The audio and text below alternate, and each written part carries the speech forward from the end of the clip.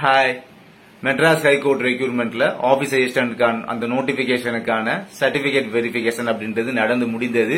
What next, அடுத்தது என்ன அப்படின்றதான் ஒரு டாட்டா இருக்கும். அடுத்து பாத்தீங்கன்னா நெக்ஸ்ட் பிராக்டிக்கல்.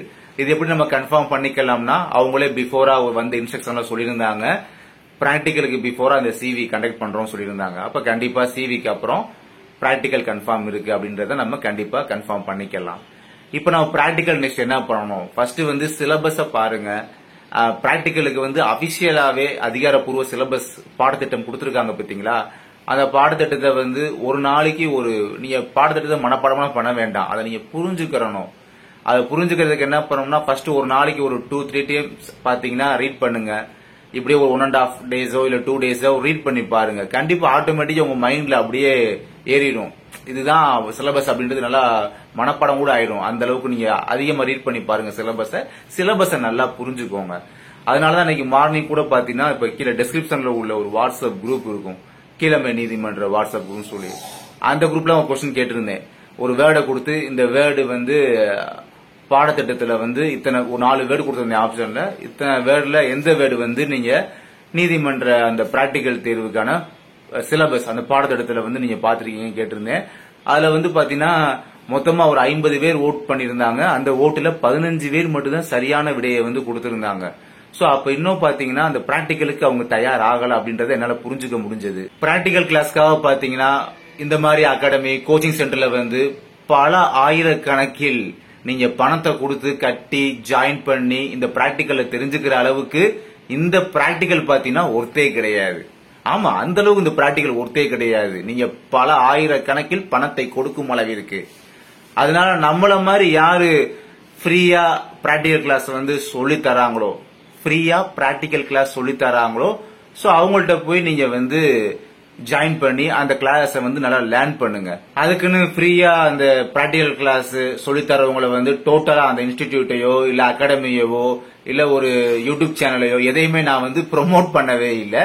பட் இந்த மாதிரி ஃப்ரீயா சோசியல் சர்வீஸ் பண்றவங்களை இந்த பிராக்டிகல் கிளாஸ் வந்து ஃப்ரீயா சொல்லி தராங்களா, அந்த விஷயத்தை மட்டும் நான் ப்ரொமோட் பண்றேன். அது வந்து நான் மனதார வரவேற்கிறேன். என்னதான் நீங்க நேர்ல போய் கத்துக்கிட்டாலும் சரி, இல்ல நம்மள மாதிரி ஆன்லைன் மோட்ல கத்துக்கிட்டாலும் சரி, கண்டிப்பா நீங்க தன்னார்வமாக செஞ்சு வீட்டுல உட்கார்ந்து செஞ்சு பிராக்டிஸ் பண்றதுலதான் எல்லாமே இருக்கு. ஏன்னா அப்பதான் உங்களுக்கு ஒரு ஸ்பீடு கிடைக்கும். எந்த ஒரு ஸ்பீட் டைமுக்குள்ள அதை வந்து குயிக்கா முடிக்க முடியுது அப்படின்ற ஒரு எக்ஸ்பீரியன்ஸ் வந்து நீங்க கெயின் பண்ண முடியும். சோ பிராக்டிஸ் தான் வெரி இம்பார்ட்டன்ட். லேர்ன் பண்றது முக்கியம் தான், அதை விட முக்கியம் நீங்க பிராக்டிஸ் பண்றது. அண்ட் வெற்றி நமதே பேஜ் நம்ம ஃபர்ஸ்ட் ஆரம்பிச்சோம் பாத்தீங்களா, அந்த பேஜ் வந்து நேத்தோட அட்மிஷன் அப்படின்றது நேத்து ஈவினிங்கோட கம்ப்ளீட் ஆயிருச்சு. 5 மணியோட. நேத்து ஈவினிங் கரெக்டா சொன்ன மாதிரி அந்த 5 மணிக்கு மேல ஒரு நிமிஷம் கூட தாமதமா பணம் டிலே பண்ணவங்களுக்கு நாங்க பணத்தை வந்து மோஸ்ட்லி நிறைய பேருக்கு பணத்தை வந்து ரிட்டர்ன் பண்ணிட்டோம் நேத்து. அது ஒரு சிலருக்கு மட்டும் ரிக்வெஸ்ட் பண்ணி கேட்டதுனால அவங்கள மட்டும் ஹோல்டு பண்ணி வச்சிருக்கோம். அதுவும் நாளை மறுநாள் ஒரு பேஜ் ஸ்டார்ட் ஆக போகுது. சாதனை அப்படின்ற பேஜ் வந்து ஸ்டார்ட் ஆகுது. நீங்க சாதனை பண்றதுக்காக சாதனை அப்படின்ற பேஜ் ஸ்டார்ட் ஆகுது. அண்ட் அதுக்காக நீங்க வந்து ஜாயின் பண்றவங்க இன்னும் ஒரு 1.5 டே தான் இருக்கு.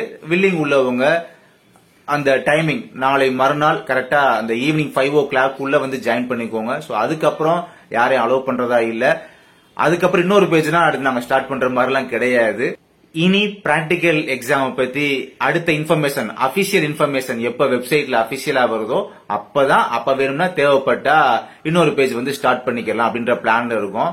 அதனால இப்ப அடுத்த பேஜ், இப்ப நாங்க நாளை மறுநாள் ஆரம்பிக்க போற பேஜுமே பாத்தீங்கன்னா ஸ்டூடெண்ட்ஸ் ரிக்வெஸ்ட் வச்சதுனாலதான் இதையுமே நாங்க திரும்ப அகைன் கண்டினியூ பண்ணி நாளை மறுநாள் ஸ்டார்ட் பண்றோம்.